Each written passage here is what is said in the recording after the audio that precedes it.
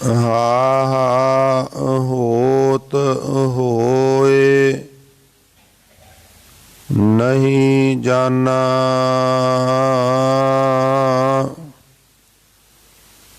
ਜਬ ਹੀ ਹੋਏ, ਤਬ ਹੈ ਮਨ ਮਾਨਾ।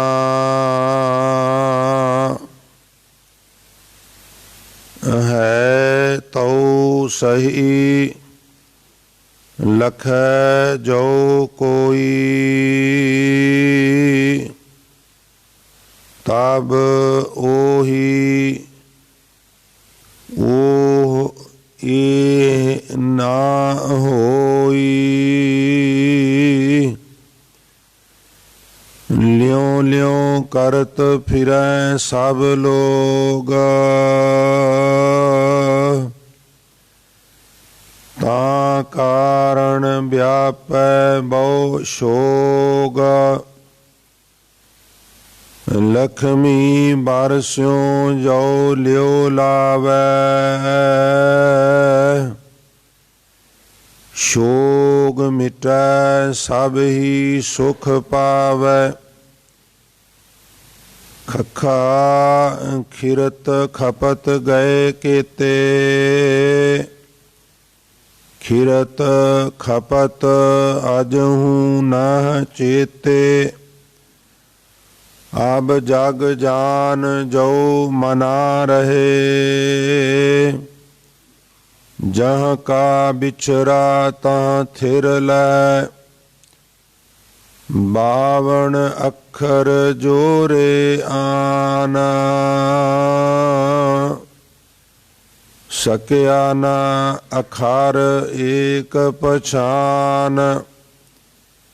ਸਤ ਕਾ ਸ਼ਬਦ ਕਬੀਰਾ ਕਹੈ, ਪੰਡਿਤ ਹੋਏ ਸੋ ਅਨ ਪੈ ਰਹੈ। ਪੰਡਿਤ ਲੋਗਾ ਕਉ ਬਿਵਹਾਰ, ਗਿਆਨਵੰਤ ਕਉ ਤਤ ਵਿਚਾਰ। ਜਾਂ ਕੈ ਜੀ ਜੈਸੀ ਬੁੱਧ ਹੋਈ, ਕਹਿ ਕਬੀਰ ਜਾਣੇਗਾ ਸੋਈ। ਜਾਂ ਕੈ ਜੀ ਜੈਸੀ ਬੁੱਧ ਹੋਈ, ਕਹਿ ਕਬੀਰ ਜਾਣੇਗਾ ਸੋਈ। ਵਾਹਿਗੁਰੂ ਜੀ ਕਾ ਖਾਲਸਾ, ਵਾਹਿਗੁਰੂ ਜੀ ਕੀ ਫਤਿਹ। ਪਰਮ ਸਨਮਾਨਯੋਗ ਜੁਗੋ ਜੁਗ ਅਟਲ ਚਬਰ ਛਤਰ ਅਤੇ ਤਖਤ ਦੇ ਮਾਲਕ ਬਾਣੀ ਕੇ ਬੋਹਿਤ, ਸਰਬ ਸਾਂਝੀਵਾਲਤਾ ਦੇ ਪ੍ਰਤੀਕ ਸ਼ਬਦ ਗੁਰੂ, ਦਸਾਂ ਹੀ ਪਾਤਸ਼ਾਹੀਆਂ ਦੀ ਜੋਤ, ਧੰਨ ਧੰਨ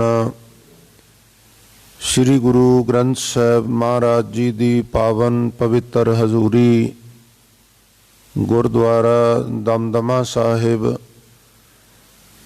ਪਾਤਸ਼ਾਹੀ ਪਹਿਲੀ, ਪਾਤਸ਼ਾਹੀ ਛੇਵੀਂ, ਮਹਾਨ ਪਵਿੱਤਰ ਇਤਿਹਾਸਕ ਸਥਾਨ ਤੇ ਬਿਰਾਜਮਾਨ ਔਰ ਯਾਤਰਾ ਕਰ ਰਹੀ ਬਹੁਤ ਹੀ ਸਨਮਾਨਯੋਗ ਗੁਰੂ ਸਵਰੂਪ ਸਾਧ ਸੰਗਤ ਜੀਓ, ਵਡਭਾਗੇ ਹੋ ਜੋ ਅੰਮ੍ਰਿਤ ਵੇਲੇ ਦੀ ਸਾਂਭ ਸੰਭਾਲ ਕਰਦਿਆਂ ਹੋਇਆਂ ਨੀਂਦਰ ਆਲਸ ਆਦਿ ਦਾ ਤਰਕ ਤਿਆਗ ਕਰਕੇ ਉਦਮੀ ਬਣਦਿਆਂ ਹੋਇਆਂ ਗੁਰੂ ਚਰਨਾਂ ਵਿੱਚ ਪਹੁੰਚ ਕੇ ਆਪ ਜੀ ਨੇ ਗੁਰੂ ਸਵਾਰਿਆਂ ਤੋਂ ਆਸਾ ਕੀ ਵਾਰ ਦੇ ਸ਼ਬਦ ਕੀਰਤਨ ਸਰਵਣ ਕਰਕੇ ਲਾਹੇ ਪ੍ਰਾਪਤ ਕੀਤੇ ਹਨ।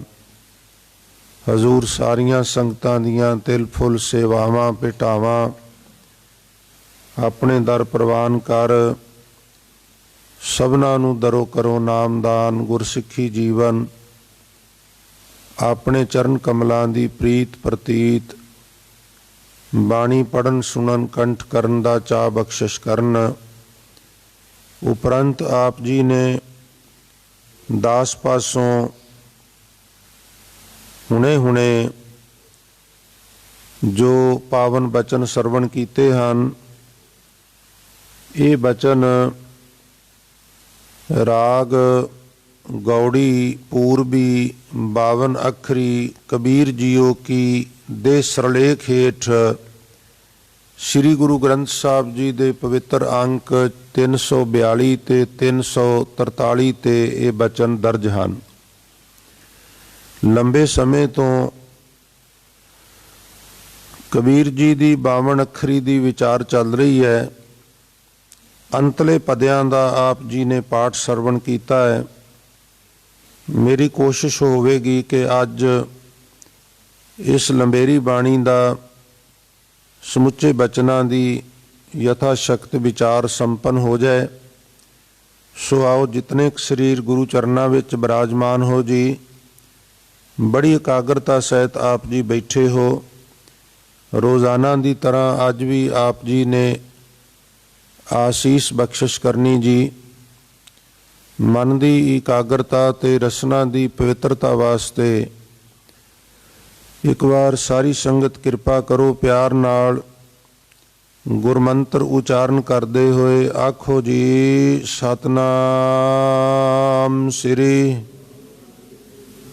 ਫਿਰ ਆਖੋ ਜੀ ਸਤਨਾਮ ਸ੍ਰੀ। ਹਾਰਦਿਕ ਧੰਨਵਾਦ ਜੀ। ਹਾ ਹੋਤ ਹੋਏ ਨਹੀਂ ਜਾਨਾ, ਇਹ ਜਿਹੜਾ ਹਾ ਸ਼ਬਦ ਹੈ, ਇਹ ਸਾਡੀ ਗੁਰਮੁਖੀ ਲਿਪੀ ਜਾਂ ਪੰਜਾਬੀ ਲਿਪੀ ਵੀ ਕਹਿ ਲਈਏ, ਉਸ ਦਾ ਇੱਕ ਹਿੱਸਾ ਹੈ। ਜਿਸ ਤਰ੍ਹਾਂ ਅਸੀਂ ਕੱਕਾ ਖੱਖਾ ਗੱਗਾ ਘੱਗਾ ngੰਗਾ ਚੱਚਾ ਛੱਛਾ ਜੱਜਾ, ਇਸੇ ਤਰ੍ਹਾਂ ਪ੍ਰਾਰੰਭ ਵਿੱਚ ਊੜਾ ਐੜਾ ਸੱਸਾ ਤੇ ਹਾ ਕਹਿੰਦੇ ਆ। ਗੁਰੂ ਗ੍ਰੰਥ ਸਾਹਿਬ ਵਿੱਚ ਹਾ ਸ਼ਬਦ ਇਸ ਲਿਪੀ ਦੇ ਪਹਿਲੇ ਅੱਖਰ ਦੇ ਉਚਾਰਨ ਵਾਸਤੇ ਵੀ ਆਇਆ ਹੈ ਤੇ ਹੋਰ ਅਰਥਾਂ ਵਿੱਚ ਵੀ ਆਇਆ ਹੈ। ਜਿਵੇਂ ਹਾ ਹੂ ਗੰਧਰਬ ਅਪਸਰਾਂ ਤ੍ਰਿਭਵਨ ਮੇ ਖੁੱਲੀ ਲਾਈ। ਹੁਣ ਉੱਥੇ ਹਾ ਤੇ ਹੂ ਕੌਣ ਨੇ? ਸਤ ਸੰਗਤ ਇੱਕ ਮਨੌਤ ਹੈ ਵੀ ਇਹ ਦੇਵਲੋਕ ਦੇ ਰਾਗੀ ਨੇ, ਔਰ ਆਮ ਤੌਰ ਤੇ ਰਾਗੀ ਜਦੋਂ ਆਲਾਪ ਲਾਉਂਦੇ ਤੇ ਹਾ ਹੂ ਇਤਿਆਦ ਇਸ ਤਰ੍ਹਾਂ ਦੀਆਂ ਆਵਾਜ਼ਾਂ ਨਿਕਲਦੀਆਂ ਨੇ। ਉੱਥੇ ਹਾ ਤੇ ਹੂ ਸ਼ਬਦ ਜਿਹੜਾ ਹੈ ਉਹ ਉਹਨਾਂ ਰਾਗੀਆਂ ਵਾਸਤੇ, ਜਿਨ੍ਹਾਂ ਨੂੰ ਗੰਧਰਵ ਵੀ ਕਹਿ ਦਿੰਦੇ ਆ। ਰੂਹੇ ਜ਼ਮੀਨ ਤੇ ਵੀ ਜਿਹੜਾ ਰਾਗਾਂ ਵਿੱਚ ਬੜਾ ਮਾਹਿਰ ਹੋਵੇ, ਉਹ ਕਹਿੰਦੇ ਵੀ ਤੂੰ ਆਪਣੇ ਆਪ ਨੂੰ ਬੜਾ ਗੰਧਰਵ ਸਮਝਣਾ। ਦੇਵਤਿਆਂ ਦੇ ਰਾਗੀ ਗੰਧਰਵ ਇਤਿਆਦਕ, ਉਹਨਾਂ ਦੇ ਨਾਂ ਹਾ ਹੂ ਕਰਕੇ ਵੀ ਗੁਰਬਾਣੀ ਵਿੱਚ ਆਉਂਦੇ ਨੇ। ਤੋ ਇੱਥੇ ਹਾ ਅੱਖਰ ਤੋਂ ਭਗਤ ਕਬੀਰ ਸਾਹਿਬ ਮਹਾਰਾਜ ਉਪਦੇਸ਼ ਬਖਸ਼ਿਸ਼ ਕਰਦੇ ਹਨ।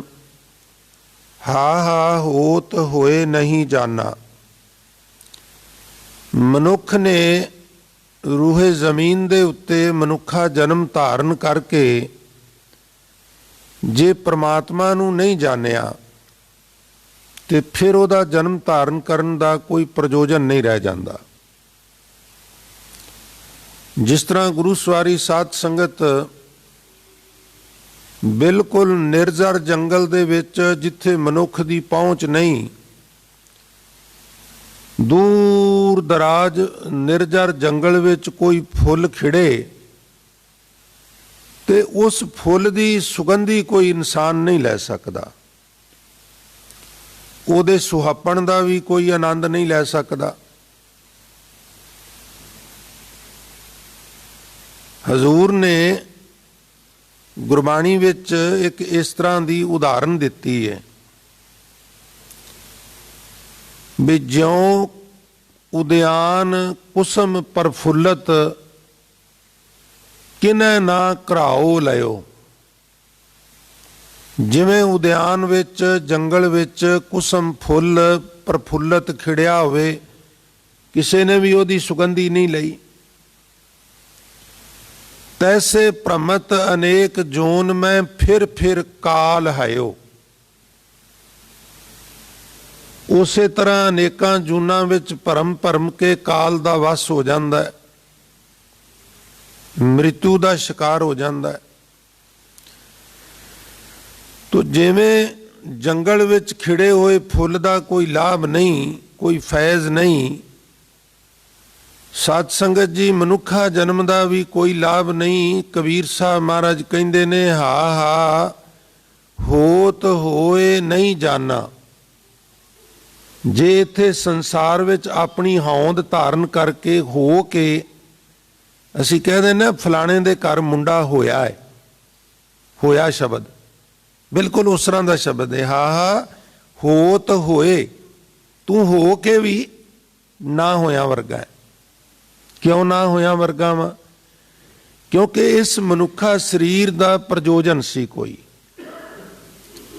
ਕੀ ਬਾਤ ਹੈ। ਇਹਦਾ ਕੋਈ ਲਕਸ਼ ਸੀ। ਇਹਦਾ ਲਕਸ਼ ਕੀ ਸੀ ਸਾਧ ਸੰਗਤ? ਉਂਝ ਤੇ ਸਾਰੀ ਗੁਰਬਾਣੀ ਹੀ ਪਿਆਰ ਵਾਲਿਓ ਜੀਵਨ ਮਨੋਰਥ ਦੇ ਸੰਬੰਧ ਵਿੱਚ ਹੈ। ਸਾਰੀ ਗੁਰਬਾਣੀ ਵਿੱਚ ਹੀ ਸਾਨੂੰ ਇਹ ਸਮਝਾਇਆ ਗਿਆ ਵੀ ਇਨਸਾਨ ਦਾ, ਮਨੁੱਖ ਦਾ ਜੀਵਨ ਦਾ ਪ੍ਰਯੋਜਨ ਕੀ ਹੈ, ਜੀਵਨ ਮਨੋਰਥ ਕੀ ਹੈ।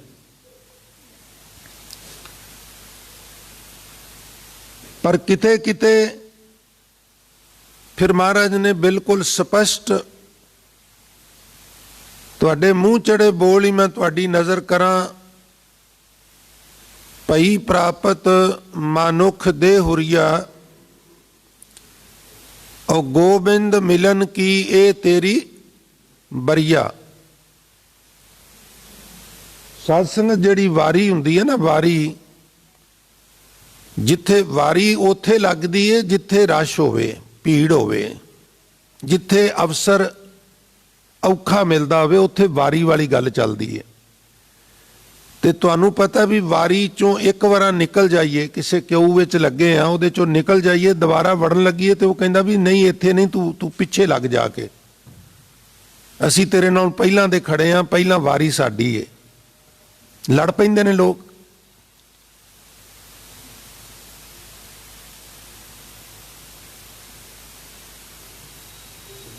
ਕੀ ਬਾਤ ਹੈ। ਤੋ ਹਜ਼ੂਰ ਬਖਸ਼ਿਸ਼ ਕਰਦੇ ਨੇ ਇਹ ਮਨੁੱਖਾ ਦੇਈ ਜਿਹੜੀ ਪ੍ਰਾਪਤ ਹੋਈ ਏ, ਇਹ ਗੋਬਿੰਦ ਮਿਲਨ ਕੀ ਇਹ ਤੇਰੀ ਬਰੀਆ। ਜੇ ਤੂੰ ਮਨੁੱਖਾ ਦੇਈ ਨੂੰ ਸਕਾਰਥ ਕਰਨ ਲਈ ਬੰਦਗੀ ਨਹੀਂ ਕਰਦਾ, ਨਾਮ ਨਹੀਂ ਜਪਦਾ, ਹੋਰ ਫੋਕਟ ਕਰਮ ਕਰਨਾ ਹੈ, ਤੇ ਫਿਰ ਉਹ ਫੋਕਟ ਕਰਮ ਜਿਹੜੇ ਨੇ ਉਹਨਾਂ ਬਾਰੇ ਹਜ਼ੂਰ ਕਹਿੰਦੇ ਨੇ ਅਵਰ ਕਾਜ ਤੇਰੇ ਕਿਤੇ ਨਾ ਕਾਮ। ਉਹ ਫਿਰ ਫੋਕਟ ਕਰਮ ਕਿਸੇ ਕੰਮ ਨਹੀਂ ਆਉਣਗੇ। ਇਸ ਵਾਸਤੇ ਕੀ ਕਰ, ਮਿਲ ਸਾਧ ਸੰਗਤ ਭਜ ਕੇਵਲ ਨਾਮ। ਹਾ ਹੋਤ ਹੋਏ ਨਹੀਂ ਜਾਣਾ, ਜਬ ਹੀ ਹੋਏ ਤਬ ਹੈ ਮਨ ਮਾਨਾ। ਜਦੋਂ ਜੀਵ ਮਨੁੱਖਾ ਸਰੀਰ ਧਾਰਨ ਕਰਕੇ ਵਾਹਿਗੁਰੂ ਵਿੱਚ ਧਿਆਨ ਸੁਰਤ ਜੋੜਦਾ ਹੈ, ਕੋਸ਼ਿਸ਼ ਕਰਦਾ ਹੈ, ਫਿਰ ਇਹਦਾ ਮਨ ਪਤੀਤ ਜਾਂਦਾ ਹੈ। ਵੇਖੋ ਨਾ, ਅਸੀਂ ਦੁਨਿਆਵੀ ਪੱਖ ਤੋਂ ਜਿਹੜੀਆਂ ਕੋਸ਼ਿਸ਼ਾਂ ਕੀਤੀਆਂ ਉਹਦੇ ਵਿੱਚ ਅਸੀਂ ਕਿਸੇ ਹੱਦ ਤੱਕ ਕਾਮਯਾਬ ਹੋਏ। ਮੈਂ ਅਕਸਰ ਬੇਨਤੀ ਕਰਨਾ ਹੁੰਦਾ ਸਾਧ ਸੰਗਤ ਜੀ ਕਿ ਅਸੀਂ ਸਿਰਫ ਫਾਈਨੈਂਸ਼ਲੀ ਜੋ ਸਾਡੀਆਂ ਪ੍ਰਸਥਿਤੀਆਂ ਸਨ, ਮਾਲੀ ਪੱਖ ਸਨ, ਜਿਤਨੇ ਕੁ ਜੀਵ ਸੰਗਤ ਵਿੱਚ ਬੈਠੇ ਆ, ਆਪਣੀ ਬੈਕਗਰਾਉਂਡ ਵਿੱਚ ਧਿਆਨ ਮਾਰੀਏ ਵੀ ਸਾਡੀ ਕੀ ਦਸ਼ਾ ਸੀ। ਟਾਵਿਆਂ ਨੂੰ ਛੱਡ ਕੇ ਸਾਡੀ ਸਾਰਿਆਂ ਦੀ ਦਸ਼ਾ ਠੀਕ ਹੋਈ ਹੈ। ਕਿਉਂ ਹੋਈ ਹੈ? ਕਿਉਂਕਿ ਅਸੀਂ ਭਰਪੂਰ ਕੋਸ਼ਿਸ਼ਾਂ ਕੀਤੀਆਂ, ਉਸ ਸੰਦਰਭ ਵਿੱਚ ਅਰਦਾਸਾਂ ਵੀ ਕੀਤੀਆਂ, ਉਸ ਸੰਦਰਭ ਵਿੱਚ ਕੋਸ਼ਿਸ਼ਾਂ ਵੀ ਕੀਤੀਆਂ। ਲਿਹਾਜ਼ਾ ਜੇ 100% ਨਹੀਂ ਤੇ ਕੁਝ ਫੀਸਦ ਉਹਦੇ ਵਿੱਚ ਕਾਮਯਾਬੀ ਮਿਲੀ। ਜੇ ਕਿਤੇ ਉਸ ਪ੍ਰਕਾਰ ਦੀ ਭਾਵਨਾ ਦੇ ਨਾਲ ਅੰਦਰੋਂ ਸੱਚੀ ਮੁੱਚੀ ਇਸ ਪਾਸੇ ਕੋਸ਼ਿਸ਼ ਕੀਤੀ ਜਾਏ ਤੇ ਕਾਮਯਾਬੀ ਪਿਆਰਿਓ ਫਿਰ ਇਸ ਪਾਸੇ ਵੀ ਪ੍ਰਾਪਤ ਹੋ ਜਾਂਦੀ ਹੈ।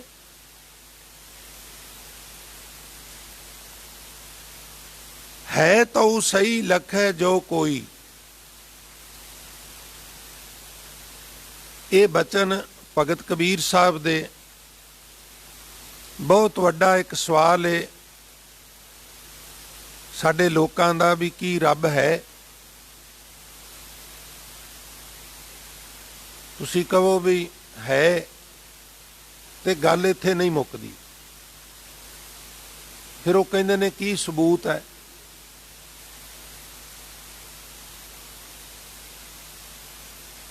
ਤਰਕ ਦਾ ਯੁੱਗ ਹੈ, ਲੌਜਿਕ ਦਾ ਯੁੱਗ ਹੈ। ਉਹ ਕਹਿੰਦੇ ਨੇ ਜੀ ਲੌਜਿਕ ਨਾਲ ਗੱਲ ਕਰਨੀ ਚਾਹੀਦੀ ਹੈ, ਤਰਕ ਨਾਲ ਗੱਲ ਕਰਨੀ ਚਾਹੀਦੀ ਹੈ। ਕਬੀਰ ਸਾਹਿਬ ਮਹਾਰਾਜ ਕਹਿ ਰਹੇ ਨੇ ਹੈ ਤਉ ਸਹੀ ਲਖੈ ਜੋ ਕੋਈ। ਭਾਈ ਉਹ ਹੈ ਤੇ ਸਹੀ, ਕਿਆ ਬਾਤ ਹੈ, ਪਰ ਉਹਨੂੰ ਕੋਈ ਵੇਖਣ ਦੀ ਕੋਸ਼ਿਸ਼ ਕਰੇ। ਕਿਸ ਤਰ੍ਹਾਂ ਸਾਧ ਸੰਗਤ, ਜਿਹੜੇ ਲੋਕ ਇਹ ਕਿੰਤੂ ਪਰੰਤੂ ਕਰਦੇ ਨੇ ਰੱਬ ਦੀ ਹੋਂਦ ਤੇ, ਉਹਨਾਂ ਨੂੰ ਮੇਰੀ ਸਨਿਮਰ ਬੇਨਤੀ ਹੈ ਬਈ ਕੀ ਤੁਸੀਂ ਇਹ ਕਹਿ ਦਿਓਗੇ ਵੀ ਦੁੱਧ ਵਿੱਚ ਮਲਾਈ ਕੋਈ ਨਹੀਂ ਗੀ, ਦੁੱਧ ਵਿੱਚ ਮੱਖਣ ਕੋਈ ਨਹੀਂ ਗਾ, ਦੁੱਧ ਵਿੱਚ ਦਹੀਂ ਕੋਈ ਨਹੀਂ ਗਾ? ਤੁਸੀਂ ਕਹਿ ਸਕਦੇ ਹੋ ਦੁੱਧ ਵਿੱਚ ਪਨੀਰ ਕੋਈ ਨਹੀਂ ਗਾ? ਦੁੱਧ ਵਿੱਚ ਸਭ ਕੁਝ ਹੀ ਹੈ। ਪਰ ਇਹ ਜਿਹੜੇ ਮਿਲਕ ਪ੍ਰੋਡਕਟ ਨੇ, ਇਹਨਾਂ ਵਿੱਚੋਂ ਤੈਨੂੰ ਕਿਹੜਾ ਚਾਹੀਦਾ ਹੈ, ਤੈਨੂੰ ਉਸ ਹਿਸਾਬ ਨਾਲ ਯਾਤਰਾ ਸ਼ੁਰੂ ਕਰਨੀ ਪਏਗੀ। ਦੁੱਧ ਨੂੰ ਉਬਾਲਣ ਤੋਂ ਬਾਅਦ ਅਗਲੀ ਪ੍ਰੋਸੈਸਿੰਗ ਜਿਹੜੀ ਹੈ ਉਹ ਤੈਨੂੰ ਵੇਖਣੀ ਪਏਗੀ ਬਈ ਤੂੰ ਪਨੀਰ ਬਣਾਉਣਾ ਚਾਹੁੰਦਾ ਹੈ, ਤੂੰ ਦਹੀਂ ਬਣਾ ਕੇ ਫਿਰ ਉਹਦੇ ਚੋਂ ਮੱਖਣ, ਮੱਖਣ ਚੋਂ ਘਿਓ ਪ੍ਰਾਪਤ ਕਰਨਾ ਚਾਹੁੰਦਾ ਹੈ। ਦੂਸਰੇ ਸ਼ਬਦਾਂ 'ਚ ਮੈਂ ਸਨਿਮਰ ਬੇਨਤੀ ਕਰਾਂ ਸਾਧ ਸੰਗਤ ਜੀਓ, ਬਈ ਜੇ ਦੁੱਧ ਵਿੱਚੋਂ ਮੱਖਣ ਪ੍ਰਾਪਤ ਕਰਨਾ ਹੋਵੇ ਤੇ ਦੋ ਚੀਜ਼ਾਂ ਦੀ ਜ਼ਰੂਰਤ ਹੁੰਦੀ ਹੈ, ਇੱਕ ਧੀਰਜ, ਇੱਕ ਮਸ਼ੱਕਤ। ਇਹ ਨਹੀਂ ਬਈ ਦੁੱਧ ਉਬਾਲ ਦਿੱਤਾ ਹੈ ਕਾਲੀ ਕਾਲੀ, ਜ਼ਿਆਦਾ ਸੇਕ ਕਰਕੇ ਵੀ ਕਾਲੀ ਕਾਲੀ ਮੱਖਣ ਮਿਲ ਜਾਏਗਾ। ਨਹੀਂ ਭਾਈ, ਉਹਨੂੰ ਵਕਤ ਲੱਗੇਗਾ। ਤੁਸੀਂ ਜਾਗ ਲਾਓਗੇ, ਤੁਸੀਂ ਮਾਈਕਰੋਸਕੋਪ ਨਾਲ ਦੇਖੋ, ਜਿਵੇਂ ਤੁਸੀਂ ਜਾਗ ਲਾਉਂਦੇ ਹੋ ਕੀਮੀਆ ਆਪਣਾ ਕੰਮ ਕਰਨ ਲੱਗ ਪੈਂਦਾ। ਉਹ ਛੋਟਾ ਜਿਹਾ ਜੀਵ ਜਿਹੜਾ ਇੱਕ ਫੁੱਟੀ ਦਹੀਂ ਦੀ ਅਸੀਂ ਵਿੱਚ ਪਾਉਂਦੇ ਹਾਂ, ਉਹਦੇ ਵਿੱਚ ਕੀਮੀਆ ਹੈ। ਛੋਟਾ ਜਿਹਾ ਜੀਵ ਹੈ, ਉਹ ਆਪਣੇ ਆਰੇ ਲੱਗ ਜਾਂਦਾ ਹੈ। ਫਿਰ ਜਿਸ ਤਰ੍ਹਾਂ ਸਾਸਨ ਫਲੱਡ ਦਾ ਪਾਣੀ ਜਾਂਦਾ ਨਾ, ਇਸ ਤਰ੍ਹਾਂ ਮੰਨ ਲਿਆ ਕਿਲੋਮੀਟਰ ਸਵਾਰਾ ਇਸ ਤਰ੍ਹਾਂ ਜਾ ਰਿਹਾ, ਤੁਸੀਂ ਦੇਖੋਗੇ ਵੀ ਬਰਤਨ ਦੇ ਵਿੱਚ ਮਾਈਕਰੋਸਕੋਪ ਨਾਲ ਦੇਖੋ, ਇਸ ਤਰ੍ਹਾਂ ਫਿਰ ਸਵਾਰੀ ਪਰਾਤ ਰੱਖ ਲੈਂਦੇ ਨੇ, ਉਹ ਫਿਰ ਆਹਿਸਤਾ ਆਹਿਸਤਾ ਆਹਿਸਤਾ ਆਹਿਸਤਾ ਆਹਿਸਤਾ ਉਹ ਤੁਰੇ ਜਾਂਦੇ ਨੇ, ਆਪਣੇ ਮਨੋਂ ਤੇਜ਼ੀ ਤੇਜ਼ੀ ਨਾਲ ਤੁਰਦੇ ਨੇ।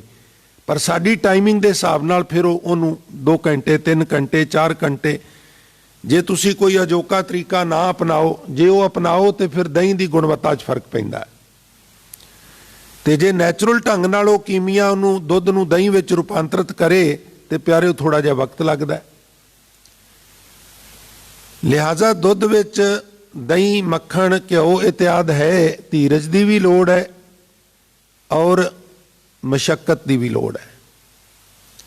ਅਸੀਂ ਹਰ ਫੀਲਡ ਵਿੱਚ ਧੀਰਜ ਵੀ ਰੱਖ ਲੈਂਦੇ ਹਾਂ, ਮਸ਼ੱਕਤ ਵੀ ਕਰ ਲੈਂਦੇ ਹਾਂ। ਕਿੱਡਾ ਵੱਡਾ ਧੀਰਜ ਹੈ ਪਿਆਰਿਓ। ਪਹਿਲਾਂ ਬੱਚੇ ਨੂੰ ਜਨਮ ਦੇਣਾ, ਉਹਨੂੰ ਪਾਲਣਾ ਪੋਸਣਾ, ਔਰ ਫਿਰ ਸਾਡੇ ਇੱਥੇ ਜਿਹੜਾ ਸਿਸਟਮ ਹੈ ਐਜੂਕੇਸ਼ਨ ਦਾ, ਉਹ ਤੇ ਜੰਗ ਲੜਨ ਦੇ ਬਰਾਬਰ ਹੈ। ਤੁਸੀਂ ਸਾਰੇ ਗ੍ਰਸਤੀ ਹੋ, ਬੱਚੇ ਤੁਸੀਂ ਪੜ੍ਹਾਏ ਨੇ ਜਾਂ ਪੜ੍ਹਾ ਰਹੇ ਹੋ, ਬਈ ਹਰ ਵਿਅਕਤੀ ਜਿਹੜਾ ਹੈ ਉਹ ਇਸ ਤਰ੍ਹਾਂ ਲੱਗਦਾ ਜਿਵੇਂ ਪੇਰੈਂਟਸ ਨੂੰ ਟੌਰਚਰ ਕਰ ਰਿਹਾ ਵੀ ਤੂੰ ਬੱਚੇ ਪੜ੍ਹਾ ਰਿਹਾ ਤੇ ਕਿਵੇਂ ਪੜ੍ਹਾ ਰਿਹਾ, ਪਰ ਤੁਸੀਂ ਪੜ੍ਹਾਉਂਦੇ ਹੋ। ਔਰ ਫਿਰ ਲੰਬਾ ਸਮਾਂ ਉਸ ਬੱਚੇ ਦੀ ਜ਼ਿੰਦਗੀ ਦਾ ਪ੍ਰਾਈਮ ਟਾਈਮ ਇਸੇ ਵਿੱਚ ਹੀ ਲੰਘ ਜਾਂਦਾ ਹੈ। ਔਰ ਫਿਰ ਕਿਤੇ ਜਾ ਕੇ ਉਹਨੂੰ ਕਾਮਯਾਬੀ ਮਿਲਦੀ ਹੈ। ਸਾਡੇ ਇੱਥੇ ਤੇ ਫਿਰ ਵੀ ਨਹੀਂ ਮਿਲਦੀ। ਜੇ ਕੋਈ ਬੱਚਾ ਚੰਗਾ ਐਜੂਕੇਟਡ ਹੈ, ਇੰਟੈਲੀਜੈਂਟ ਵੀ ਹੈ, ਔਰ ਉਹ ਇਹ ਉਮੀਦ ਕਰੇ ਵੀ ਮੈਂ ਹੁਣ ਇੰਨਾ ਵੱਡਾ ਕੰਮ ਕਰ ਲਿਆ ਤੇ ਮੈਨੂੰ ਜੌਬ ਮਿਲ ਹੀ ਜਾਏਗੀ, ਉਹਦੇ ਦੋ ਕਾਰਨ ਨੇ। ਇੱਕ ਤੇ ਸਾਡੀ ਨਫਰੀ ਬਹੁਤ ਜ਼ਿਆਦੀ ਹੋ ਗਈ ਹੈ, ਸਰਕਾਰਾਂ ਦਾ ਸਿਸਟਮ ਕੋਈ ਨਹੀਂ। ਦੂਸਰਾ ਜਿਹੜਾ ਰਿਜ਼ਰਵੇਸ਼ਨ ਵਾਲਾ ਪਾਰਟ ਹੈ, ਉਹ ਜਿਹੜੇ ਬੱਚੇ ਪਛੜੀਆਂ ਸ਼੍ਰੇਣੀਆਂ ਦਲਿਤ ਭਾਈਚਾਰੇ ਸਾਡੇ ਚੋਂ ਆਉਂਦੇ ਨੇ, ਚਲੋ ਉਹਨਾਂ ਨੂੰ ਚੰਗਾ ਲੱਗਦਾ ਹੈ। ਪਰ ਪਿਆਰਿਓ, ਜਦੋਂ ਇੱਕ 98% ਮਾਰਕਸ ਵਾਲੇ ਬੱਚੇ ਨੂੰ ਪਿੱਛੇ ਕਰਕੇ 70-60% ਬੱਚੇ ਨੂੰ ਅੱਗੇ ਕਰ ਦਿੱਤਾ ਜਾਂਦਾ ਤੇ ਉਹਦਾ ਦਿਲ ਵੀ ਟੁੱਟਦਾ ਹੈ। ਇਹ ਤੇ ਇਸ ਤਰ੍ਹਾਂ ਦੀ ਗੱਲ ਏ ਜਿਵੇਂ ਰੇਸ ਲਵਾਣੀ ਹੋਵੇ ਤੇ ਘੋੜੇ ਦੇ ਪੈਰ ਬੰਨ੍ਹ ਦਿੱਤੇ ਜਾਣ ਤੇ ਖੱਚਰ ਖੁੱਲੀ ਛੱਡ ਦਿੱਤੀ ਜਾਏ, ਤੇ ਖੱਚਰ ਪਹਿਲਾਂ ਪਹੁੰਚ ਜਾਏ ਤੇ ਫਿਰ ਮਗਰੋਂ ਤਾੜੀ ਮਾਰ ਕੇ ਆਖੀਏ ਘੋੜਾ ਹਾਰ ਗਿਆ, ਘੋੜਾ ਹਾਰ ਗਿਆ, ਖੱਚਰ ਜਿੱਤ ਗਈ, ਖੱਚਰ ਜਿੱਤ ਗਈ। ਇਹ ਸਿਸਟਮ ਸਾਡੇ ਇੱਥੇ ਇਸ ਤਰ੍ਹਾਂ ਦਾ ਹੈ। ਇਹਦੇ ਨਾਲ ਜਿਹੜੇ ਜਨਰਲ ਕੋਟੇ ਦੇ ਬੱਚੇ ਨੇ ਉਹ ਨਿਰਾਸ਼ ਹੁੰਦੇ ਨੇ, ਉਹ ਮਿਹਨਤ ਵੀ ਰਹਿ ਜਾਂਦੀ ਹੈ ਉਹਨਾਂ ਦੀ ਵੀ ਸਾਨੂੰ ਕੋਈ ਫਾਇਦਾ ਨਹੀਂ, ਸਾਨੂੰ ਕੋਈ ਜੌਬ ਤੇ ਮਿਲਣੀ ਕੋਈ ਨਹੀਂ ਗੀ, ਸਾਨੂੰ ਤੇ ਸਰਕਾਰਾਂ ਨੇ ਜੌਬਾਂ ਦੇਣੀਆਂ ਹੀ ਕੋਈ ਨਹੀਂ ਗੀਆਂ, ਉਹ ਤੇ ਇਦਾਂ ਹੀ ਕਹਿੰਦੇ ਨੇ। ਫਿਰ ਵੀ ਅਸੀਂ ਧੀਰਜ ਕਰਨੇ ਆ ਬਈ ਇਹਨੂੰ ਚੰਗੀ ਜੌਬ ਮਿਲ ਜਾਏਗੀ, ਚੰਗਾ ਕਾਰੋਬਾਰ ਮਿਲ ਜਾਏ। ਪਰ ਜਦੋਂ ਪ੍ਰਮਾਤਮਾ ਦੇ ਸੰਬੰਧ 'ਚ ਗੱਲ ਆਉਂਦੀ ਹੈ ਨਾ ਸਾਧ ਸੰਗਤ, ਉਦੋਂ ਅਸੀਂ ਕਾਲੇ ਪੈ ਜਾਂਦੇ ਆ। ਕਬੀਰ ਸਾਹਿਬ ਕਹਿੰਦੇ ਨੇ ਭਾਈ ਕਾਲਾ ਨਾ ਪਾਓ, ਹੈ ਤਉ ਸਹੀ, ਪਰਮਾਤਮਾ ਹੈ, ਲਖੈ ਜੋ ਕੋਈ, ਪਰ ਕਿਸੇ ਨੂੰ ਵੇਖਣਾ ਤੇ ਆਵੇ।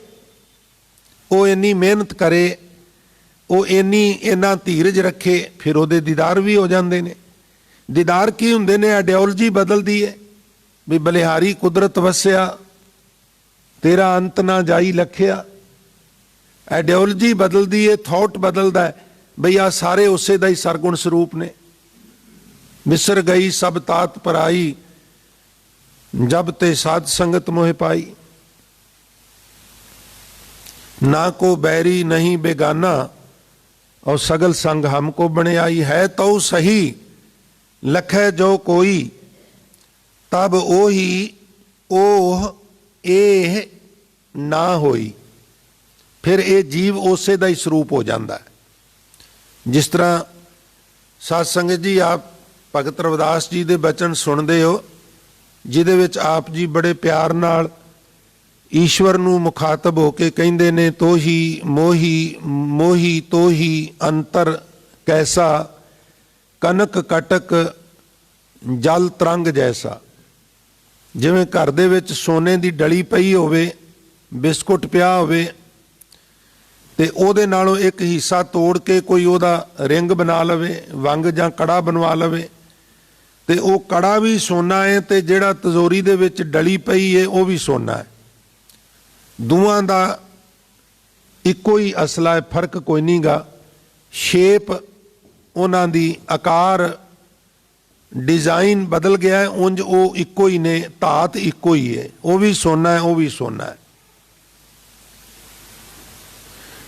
ਇਸੇ ਪ੍ਰਕਾਰ ਰੱਬ ਜੀ ਤੁਹਾਡੇ ਵਿੱਚ ਤੇ ਮੇਰੇ ਵਿੱਚ ਕੋਈ ਫਰਕ ਨਹੀਂ, ਕੋਈ ਅੰਤਰ ਨਹੀਂ। ਤੋਹੀ ਮੋਹੀ ਮੋਹੀ ਤੋਹੀ ਅੰਤਰ ਕੈਸਾ, ਔ ਕਨਕ ਕਟਕ ਜਲ ਤਰੰਗ ਜੈਸਾ। ਜੋ ਪੈ ਹਮ ਨਾ ਪਾਪ ਕਰੰਤਾ, ਅਹੇ ਅਨੰਤਾ ਪਤਿਤ ਪਾਵਨ ਨਾਮ ਕੈਸੇ ਹੁੰਤਾ। ਤੁਮ ਜੋ ਨਾਇਕ ਆਛੋ ਅੰਤਰ ਜਾਮੀ, ਪ੍ਰਭ ਤੇ ਜਨ ਜਾਨੀਜੈ ਜਨ ਤੇ ਸੁਆਮੀ। ਸਰੀਰ ਆਰਾਧੈ ਮੋਕੋ ਵਿਚਾਰ ਦੇਹੂ, रविदास समदल समझावे केहू। तब ओ ही ओ ए ना होई। अगले बोलने जी, ल्यों ल्यों करत फिरें सब लोग। साध संगत प्रोफैसर साहब ने दे अर्थ कीते ने बई आ माया मैं लै लवां, आ माया मैं लै लवां। सारा संसार इस तरह ही करदा फिरदा। माया कई बार एक हुंदी है, ਉਹਦੇ ਚਾਹਵਾਨ ਦੋ ਹੁੰਦੇ ਨੇ, ਤਿੰਨ ਹੁੰਦੇ ਨੇ। ਝਗੜਾ ਵੀ ਹੋ ਜਾਂਦਾ ਹੈ, ਗਾਲੀ ਗਲੋਚ ਵੀ ਹੋ ਜਾਂਦਾ ਹੈ, ਕਦੀ ਕਦੀ ਖੂਨ ਖਰਾਬਾ ਵੀ ਹੋ ਜਾਂਦਾ ਹੈ, ਕਤਲ ਵੀ ਹੋ ਜਾਂਦਾ ਹੈ, ਔਰ ਕਤਲ ਵੀ ਆਪਣਿਆਂ ਦੇ। ਇਸ ਮਾਇਆ ਵਾਸਤੇ ਬਾਪ ਬੇਟੇ ਦਾ, ਬੇਟਾ ਬਾਪ ਦਾ, ਭਰਾ ਭਰਾ ਦਾ, ਮਿੱਤਰ ਮਿੱਤਰ ਦਾ। ਐਸੀ ਚੀਜ਼ ਹੈ ਮਾਇਆ ਵੀ ਇਸ ਮਾਇਆ ਨੂੰ ਲੈ ਕੇ ਮਨੁੱਖ ਹਰਫਲਿਆ ਫਿਰਦਾ ਹੈ। ਲਿਉ ਲਿਉ ਕਰਤ ਫਿਰੈ ਸਭ ਲੋਕ, ਸਾਰੇ ਲੋਕ ਭੱਜੇ ਫਿਰਦੇ ਨੇ, ਮੈਂ ਮਾਇਆ ਪ੍ਰਾਪਤ ਕਰ ਲਵਾਂ, ਮੈਂ ਮਾਇਆ ਪ੍ਰਾਪਤ ਕਰ ਲਵਾਂ। ਮਾਇਆ ਸਾਡੀ ਜ਼ਰੂਰਤ ਹੈ, ਮਾਇਆ ਸਾਡੀ ਲੋੜ ਹੈ। ਇਸ ਤੋਂ ਬਿਨਾਂ ਅੱਜ ਦੇ ਯੁੱਗ ਵਿੱਚ ਮਨੁੱਖ ਇੱਕ ਡਿੰਗ ਵੀ ਨਹੀਂ ਚੱਲ ਸਕਦਾ, ਇਹ ਵੀ ਮੈਂ ਅਰਜ਼ ਕਰਦਿਆਂ। ਪਰ ਗੁਰਮਤਿ ਦੋਵੇਂ ਪੱਖ ਜਦੋਂ ਰੱਖਦੀ, ਉਹਦਾ ਭਾਵ ਇਹ ਵੇ ਪਿਆਰ ਵਾਲਿਓ, ਕੌਮ ਦੇ ਵਾਰਸੋ, ਬਈ ਅਸੀਂ ਉਹਦਾ ਸੰਤੁਲਨ ਬਣਾਈਏ, ਬੈਲੈਂਸ ਬਣਾਈਏ। ਮਾਇਆ ਸਾਡੀ ਲੋੜ ਹੈ, ਅਸੀਂ ਮਾਇਆ ਦੀ ਲੋੜ ਨਹੀਂ। ਗੁਰਬਾਣੀ ਨੇ ਤੇ ਇਹ ਵੀ ਸਾਨੂੰ ਉਪਦੇਸ਼ ਦਿੱਤਾ ਹੈ ਵੀ ਗ੍ਰਹਿ ਸ਼ੋਭਾ ਜਾਂ ਕਹਿ ਰੇ ਨਾਹੀ, ਆਵਤ ਪਈਆ ਖੁਦੇ ਜਾਹੀ। ਸ਼ੋਭਾ ਕਹਿੰਦੇ ਨੇ ਰਿਜ਼ਕ ਨੂੰ, ਮਾਇਆ ਨੂੰ। ਜਿਸ ਘਰ ਵਿੱਚ ਰਿਜ਼ਕ ਨਹੀਂ, ਉਸ ਘਰ ਵਿੱਚ ਆਇਆ ਹੋਇਆ ਅਤਿਥੀ, ਮਹਿਮਾਨ, ਉਹਨੂੰ ਪਈਆ ਲਿਖਿਆ ਹੈ ਕਬੀਰ ਸਾਹਿਬ ਨੇ। ਠੇਠ ਪੰਜਾਬੀ ਦਾ ਸ਼ਬਦ ਹੈ ਪਈਆ। ਪਈਆ ਘੁੰਮਦਾ ਨਾ ਗੋਲ ਗੋਲ, ਮਹਿਮਾਨ ਵੀ ਘੁੰਮਦਾ ਘੁੰਮਦਾ ਹੀ ਆਉਂਦਾ ਨਾ। ਤੁਸੀਂ ਕਿਤੇ ਗੌਰ ਨਾਲ ਕਿਸੇ ਨੂੰ ਵਾਕ ਕਰਦੇ ਨੂੰ ਵੇਖੋ, ਸਾਡੇ ਜਿਹੜੇ ਪੈਰ ਨੇ ਉਹਨਾਂ ਦੀ ਸ਼ੇਪ, ਜੇ ਤੁਸੀਂ ਉਹਦੀ ਵੀਡੀਓ ਬਣਾ ਕੇ ਉਹਨੂੰ ਫਾਸਟ ਕਰਦੇ ਹੋ ਨਾ, ਤੇ ਉਹ ਪੈਰਾਂ ਦੀ ਸ਼ੇਪ ਬਿਲਕੁਲ ਪਹੀਏ ਵਾਂਗੂ ਤੁਹਾਨੂੰ ਇਸ ਤਰ੍ਹਾਂ ਨਜ਼ਰ ਆਵੇਗੀ। ਇਹਨੂੰ ਅਸੀਂ ਮਹਿਮਾਨ ਵੀ ਕਹਿੰਦੇ ਆ, ਅੱਜ ਕੱਲ੍ਹ ਦੀ ਬੋਲੀ 'ਚ ਗੈਸਟ ਵੀ ਕਹਿੰਦੇ ਆ। ਇੱਕ ਸ਼ਬਦ ਹੈ ਪ੍ਰਾਹੁਣਾ। ਸਾਡੇ ਇੱਥੇ ਪ੍ਰਾਹੁਣਾ ਸ਼ਬਦ ਜ਼ਿਆਦਾਤਰ ਦਮਾਦ ਵਾਸਤੇ ਵਰਤਿਆ ਜਾਂਦਾ ਹੈ, ਪਰ ਲਹਿੰਦੇ ਪੰਜਾਬ ਵਿੱਚ ਇਹ ਸ਼ਬਦ ਦਮਾਦ ਵਾਸਤੇ ਨਹੀਂ, ਉਹ ਹਰ ਇੱਕ ਮਹਿਮਾਨ ਵਾਸਤੇ ਹੈ। ਇਹ 15-18 ਜ਼ਿਲ੍ਹੇ ਨੇ ਪੱਛਮੀ ਪੰਜਾਬ ਦੇ, ਔਰ ਉਹ ਪ੍ਰਾਹੁਣਾ ਸ਼ਬਦ ਹੀ ਵਰਤਦੇ ਨੇ ਮਹਿਮਾਨ ਵਾਸਤੇ। ਪੁਰਾਣਾ ਸ਼ਬਦ ਜਿਹੜਾ ਸਾਧ ਸੰਗਤ ਉਹ ਹੈ ਅਤਿਥੀ। ਅਤਿਥੀ ਤਿਥੀ ਤੋਂ ਬਣਿਆ, ਜਿਹਨੂੰ ਅਸੀਂ ਤਰੀਕ ਕਹਿੰਦੇ ਆ, ਅੱਜ ਕੱਲ੍ਹ ਤੇ ਡੇਟ ਹੀ ਕਹਿ ਦਿੰਦੇ ਆ। ਉਹ ਜਿਹੜੀ ਤਾਰੀਖ ਹੈ ਉਹਨੂੰ ਹਿੰਦੀ ਵਿੱਚ ਉਹ ਤਿਥੀ ਕਹਿੰਦੇ ਨੇ, ਪੰਜਾਬੀ 'ਚ ਅਸੀਂ ਮਿਤੀ ਵੀ ਕਹਿ ਦਿੰਦੇ ਆ। ਤੇ ਤਿਥੀ ਦਾ ਮਤਲਬ ਹੈ ਤਰੀਕ, ਤੇ ਤਿਥੀ ਦੇ ਅਗੇਤਰ ਐੜਾ ਲਾ ਕੇ ਮਹਿਮਾਨ ਨੂੰ ਅਤਿਥੀ ਬਣਾਇਆ ਹੈ, ਜਿਹੜਾ ਤਰੀਕ ਦੱਸ ਕੇ ਨਹੀਂ ਆਉਂਦਾ, ਅਚਨਚੇਤ ਆਉਂਦਾ। ਹੁਣ ਤੇ ਅਤਿਥੀ ਰਿਹਾ ਹੀ ਨਹੀਂ, ਸਰਪ੍ਰਾਈਜ਼ ਤੇ ਖਤਮ ਹੋ ਜਾਂਦਾ। ਮਹਿਸੂਸ ਕਰੋ ਵੀ ਪਿਛਲੇ 5 ਸਾਲ ਤੋਂ ਭਰਾ ਨਹੀਂ ਮਿਲਿਆ ਭੈਣ ਨੂੰ, ਪਿੱਛੇ ਚਲੇ ਜਾਓ 20-30 ਸਾਲ 40 ਸਾਲ। ਇਹ ਸਾਡੇ ਕੋਲ ਹੁਣ ਆਏ ਨੇ। ਮੈਂ ਪਹਿਲੀ ਵਾਰੀ 2002 ਵਿੱਚ ਇੰਗਲੈਂਡ ਤੋਂ ਸੈੱਲ ਫੋਨ ਲੈ ਕੇ ਆਇਆ। ਗੁਰਦੁਆਰਾ ਦੂਖ ਨਿਵਾਰਨ ਸਾਹਿਬ ਮੈਂ ਸੇਵਾ ਕਰਦਾ ਸਾਂ, ਔਰ ਉਹ ਸਾਰੇ ਰਾਗੀ ਜਿੰਨੇ ਆਲੇ ਦੁਆਲੇ ਉਹ ਵੇਖਣ ਵੀ ਇਹ ਕੀ ਹੈ ਕਿੱਦਾਂ ਹੈ, ਮਤਲਬ ਬਹੁਤ ਘੱਟ ਸੀ, ਨਾ ਮਾਤਰ ਸੀ। ਜਿਹੜੇ ਬੜੇ ਐਡਵਾਂਸ ਸਨ ਉਹਨਾਂ ਕੋਲ 95-96 ਤੋਂ ਆ ਗਿਆ ਹੋਵੇਗਾ, 98 'ਚ ਆ ਗਿਆ ਹੋਵੇਗਾ। ਉਦੋਂ ਹੀ ਪਤਾ ਲੱਗਣਾ ਜਦੋਂ ਮਹਿਮਾਨ ਨੇ ਘਰ ਆ ਜਾਣਾ। ਸਾਧਨ ਤੇ ਹੁੰਦੇ ਨਹੀਂ ਸਨ। ਹੁਣ ਤੇ ਅਸੀਂ ਅਪੁਆਇੰਟਮੈਂਟ ਲੈ ਕੇ ਆਉਂਦੇ ਹਾਂ ਵੀ ਤੁਸੀਂ ਘਰੇ ਹੀ ਹੋ, ਅਸੀਂ ਆਉਣਾ ਹੈ, ਵੀ ਤੁਸੀਂ ਲੰਚ ਕਰੋਗੇ ਜਾਂ ਕਰਕੇ ਆਵੋਗੇ, ਤਾਂ ਸਾਰਾ ਸਰਪ੍ਰਾਈਜ਼ ਖਤਮ ਹੋ ਜਾਂਦਾ। ਜਿਹੜਾ ਉਹ ਅਚਾਨਕ ਆਨੰਦ ਜਿਹਾ ਆਉਣਾ ਹੁੰਦਾ ਹੈ ਉਹ ਫਿਨਿਸ਼ ਹੋ ਜਾਂਦਾ ਹੈ। ਤੋ ਜਿਹੜਾ ਤਰੀਕ ਨਾ ਦੱਸ ਕੇ ਆਵੇ ਉਹਦਾ ਨਾਮ ਸੀ ਅਤਿਥੀ, ਮਹਿਮਾਨ। ਗ੍ਰਹਿ ਸ਼ੋਭਾ ਜਾਂ ਕਹਿ ਰੇ ਨਾਹੀ, ਆਵਤ ਪਈਆ ਖੁਦੇ ਜਾਹੀ। ਜਿਸ ਘਰ ਵਿੱਚ ਰਿਜ਼ਕ ਨਹੀਂ, ਉਸ ਘਰ ਵਿੱਚੋਂ ਆਇਆ ਹੋਇਆ ਮਹਿਮਾਨ ਵੀ ਭੁੱਖਾ ਚਲਾ ਜਾਂਦਾ, ਪਿਆਸਾ ਚਲਾ ਜਾਂਦਾ। ਇਸ ਲਈ ਭਾਈ ਮਾਇਆ ਦੀ ਜ਼ਰੂਰਤ ਹੈ, ਇਹਦੇ 'ਚ ਕੋਈ ਸ਼ੱਕ ਨਹੀਂ। ਪਰ ਕਦੀ ਕਦੀ ਫਿਰ ਇਸ ਤਰ੍ਹਾਂ ਹੁੰਦਾ ਹੈ ਵੀ ਮਾਇਆ ਦੇ ਪਿੱਛੇ ਹੀ ਮਨੁੱਖ ਪੈ ਜਾਂਦਾ ਹੈ, ਤੇ ਮਾਇਆ ਇੰਨੀ ਜੋੜਦਾ ਹੈ ਵੀ ਉਹਦਾ ਸਦ ਉਪਯੋਗ ਨਹੀਂ ਕਰ ਸਕਦਾ। ਬਚਨ ਤੇ ਬਹੁਤ ਨੇ ਗੁਰਬਾਣੀ ਵਿੱਚ, ਪਰ ਮੈਨੂੰ ਇਸ ਸੰਬੰਧ ਵਿੱਚ ਸਿਰਫ ਜੋੜੀ ਜਾਣਾ, ਉਹਦਾ ਆਨੰਦ ਨਾ ਲੈਣਾ, ਇਸ ਸੰਬੰਧ ਵਿੱਚ ਫਿਰ ਭਾਈ ਗੁਰਦਾਸ ਜੀ ਦਾ ਇੱਕ ਕਵਿਤ ਮੈਨੂੰ ਬੜਾ ਪ੍ਰੀਤਕਾਰ ਲੱਗਦਾ। ਉਹ ਕਹਿੰਦੇ ਨੇ, ਜੈਸੇ ਮਦ ਮਾਖੀ ਸੀਂਚ ਸੀਂਚ ਕੈ ਇਕੱਤਰ ਕਰੇ, ਹਰੇ ਮਦ ਆਏ ਤਾਂ ਕੈ ਮੁਖ ਛਾਰ ਡਾਰ ਕੈ, जैसे बछ हेत गौ संचत है, छीर ताहे लेत है, अहीर दू है बछरै बिटार कै। जैसे धर खोद खोद कर बिल साजे मूसा, पैसत सरापत आए खाए ताहे मार कै।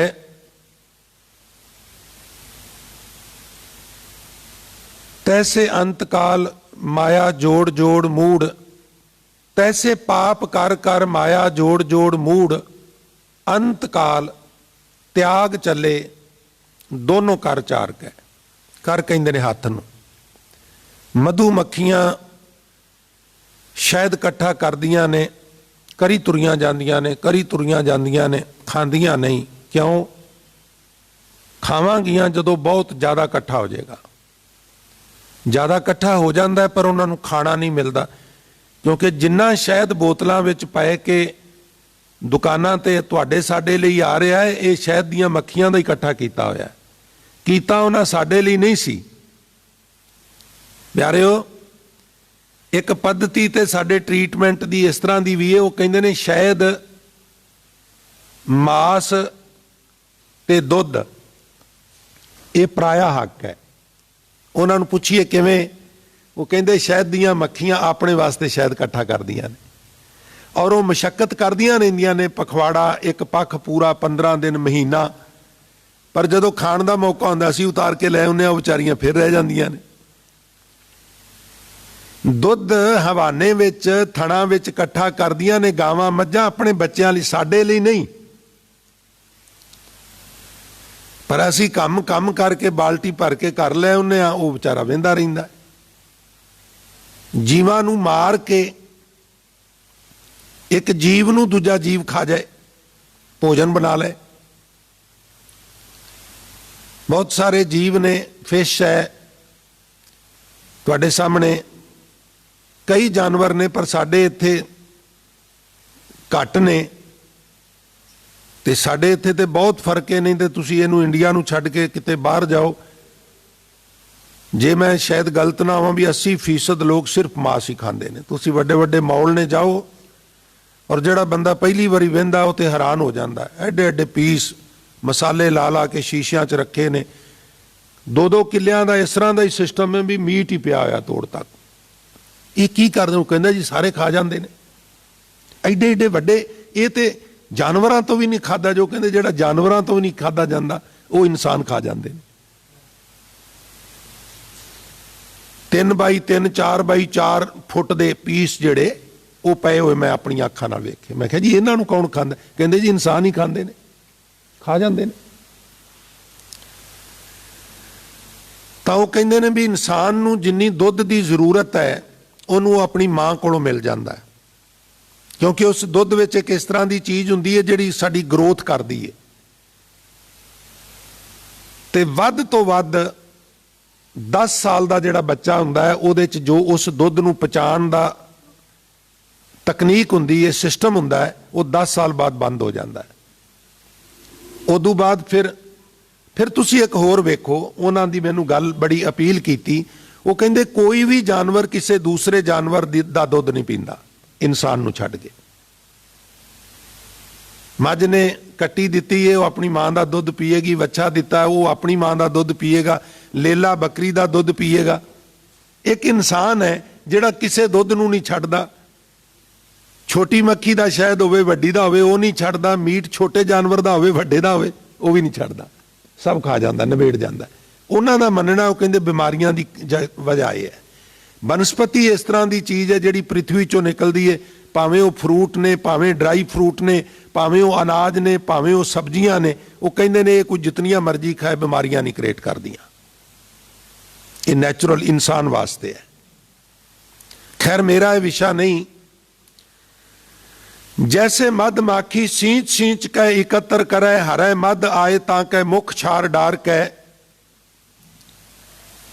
असी शहद दियां मक्खियां शहद इकट्ठा करदियां रहिंदियां ने, खाना नहीं मिलता। गां सारा दिन चरदी है, रात नूं युगाली करदी है। आपां दे साथ साथ भोजन कर लईए तो अपनी कोई ड्यूटी नहीं ना बाद च।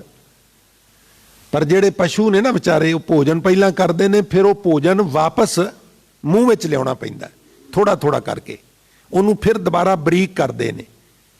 ਔਰ ਬਰੀਕ ਕਰਨ ਲਈ ਜਿਹੜੀ ਉੱਪਰਲੀ ਹੇਠਲੀ ਦੰਦਾਂ ਦੀ ਚੱਕੀ ਚਲਾਉਂਦੇ ਨੇ ਉਹਨੂੰ ਅਸਾਂ ਇਨਸਾਨਾਂ ਨੇ ਨਾਂ ਦਿੱਤਾ ਯੁਗਾਲੀ। ਤੁਸੀਂ ਯੁਗਾਲੀ ਕੱਢੋ ਮਾਨਕੋਸ਼ ਚੋਂ, ਬੱਕਰੀ ਕਿੰਨੀ ਵਾਰਾਂ ਯੁਗਾਲੀ ਕਰਦੀ ਹੈ, ਗਾਂ ਕਿੰਨੀ ਵਾਰਾਂ ਕਰਦੀ ਹੈ, ਮੱਝ ਕਿੰਨੀ ਵਾਰਾਂ ਕਰਦਾ ਹੈ, ਊਠ ਕਿੰਨੀ ਵਾਰੀ ਕਰਦਾ, ਘੋੜਾ ਨਹੀਂ ਕਰਦਾ, ਉਹਦਾ ਮਿਹਦਾ ਇਨਸਾਨ ਵਰਗਾ ਹੈ।